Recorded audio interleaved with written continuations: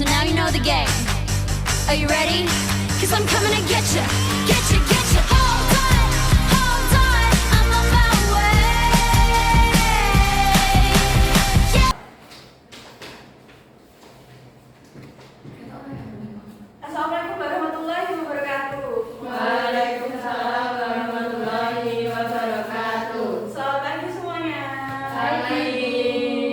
Baik, sebelum mulai pelajaran pada pagi hari ini, marilah kita berdoa sesuai dengan agama dan kepercayaan kita masing-masing. Berdoa dimulai.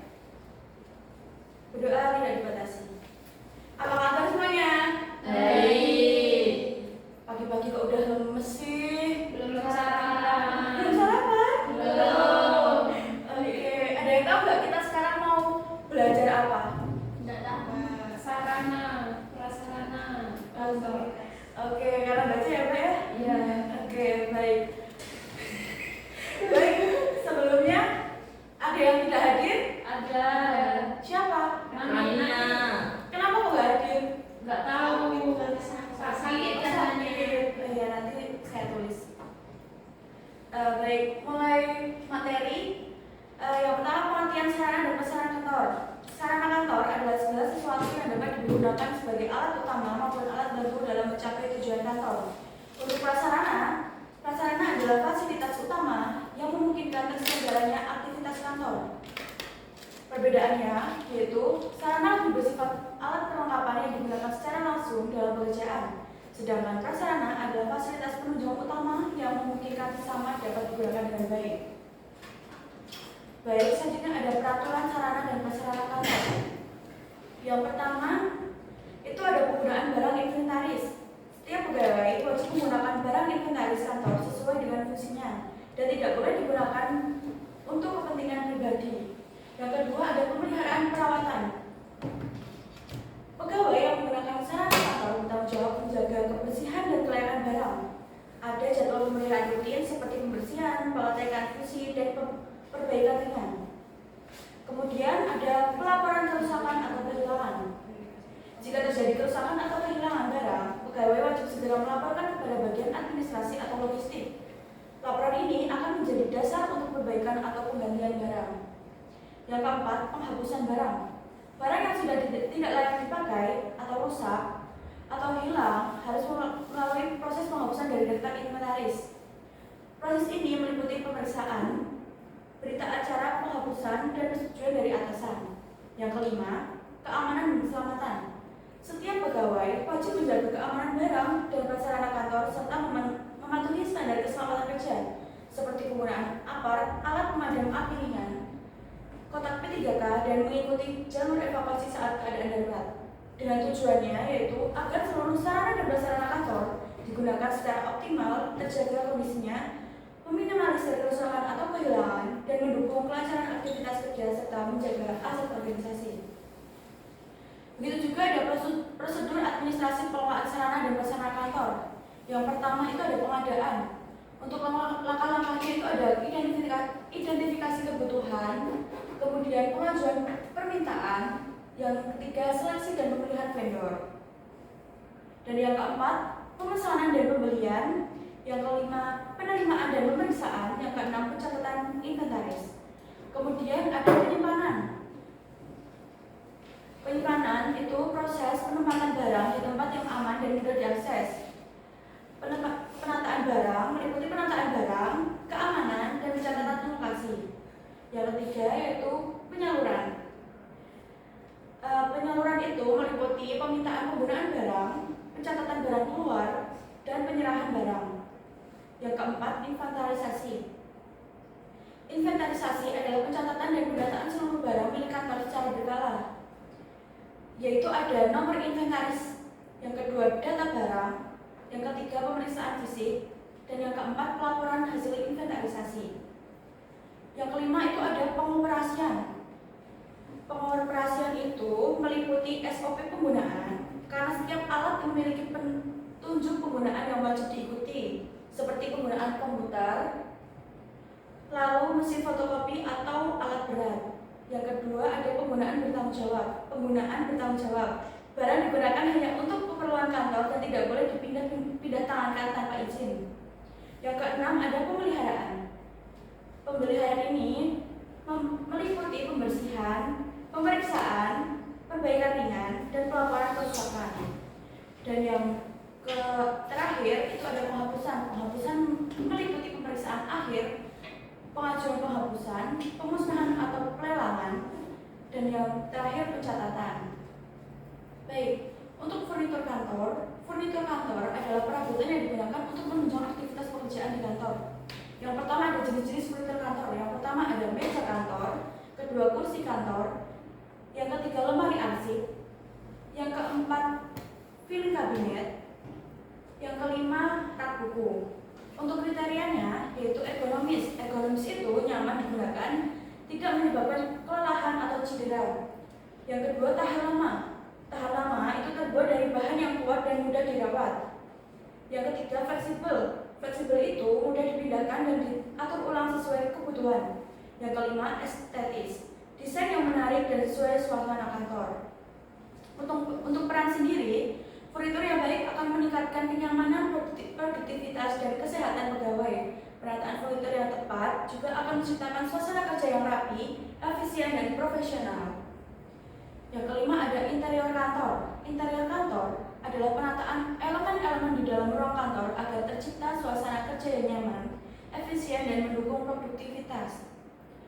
Yang pertama ada komponen interior kantor, yaitu ada partisi ruangan, ada pencahayaan, ada ventilasi, ada dekorasi, ada warna ruangan. Untuk tujuannya, penataan interior itu meningkatkan kenyamanan dan semangat kerja, memudahkan komunikasi dan koordinasi antar pegawai, menciptakan citra profesional kantor. Dan yang keenam itu ada tata ruangnya. Tata ruang kantor adalah penataan letak, perabotan, peralatan, dan pegawai dalam ruang kerja agar tercipta efisiensi dan efektivitas kerja. Jenis-jenis tata ruang itu ada 5. Yang pertama tata ruang terbuka, yang kedua tata ruang tertutup, yang ketiga tata ruang campuran, yang keempat itu ada prinsip-prinsip tata ruang kantor yang baik. Yang pertama itu ada alur kerja efisien, terus pencahayaan dan ventilasi yang cukup, kemudian penempatan peralatan kerja sesuai kebutuhan, lalu memperhatikan faktor keamanan dan keselamatan kerja, dan memudahkan pengawasan dan komunikasi. Ada pula dampak tata ruang kantor yang baik. Tata ruang kantor yang baik akan meningkatkan produktivitas, kenyamanan, dan keselamatan kerja, serta menciptakan citra positif bagi tamu atau klien yang berkunjung ke kantor. Baik, mungkin itu saja yang dapat Ibu sampaikan. Apakah dari anak-anak ada yang ingin ditanyakan? Saya mau tanya, Bu. Baik, silakan. Terkait tata ruang kombinasi itu, apakah boleh, Bu, dikasih tanaman? Mengingat kan kantor biasanya lebih sering atau dominan dengan peralatan tanaman. Itu sangat boleh ya, karena tanaman kan kayak ada tumbuhan gitu, jadi membuat otak menjadi lebih refresh dan kantor lebih nyaman. Terima kasih, Bu. Baik, mungkin Ibu akan tanya mengenai materi yang ada ya. Boleh. Mengapa pengelolaan sarana dan prasarana kantor harus dilakukan secara teratur dan sesuai prosedur? Ada yang bisa menjawab? Saya. Baik, silakan. Jadi pengelolaan sarana dan prasarana kantor itu harus dilakukan secara teratur dan sesuai prosedur agar dapat mendukung kelancaran operasional kantor. Terus menjaga aset tetap dalam kondisi baik, memperpanjang umur pemakaian barang, serta menghindari kerugian akibat kerusakan atau kehilangan. Prosedur yang benar juga membantu dalam pengawasan, akuntabilitas, dan efisiensi penggunaan fasilitas kantor.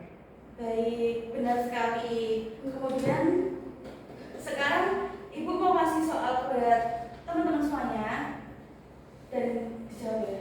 Baik. Ya. Ibu kasih kapan, Bu? sekarang Ibu kasih waktu 5 menit, cuma 10 soal kok. Ya Allah, Bu. 10 menit. Udah sekali ngomong. Ya, Bu.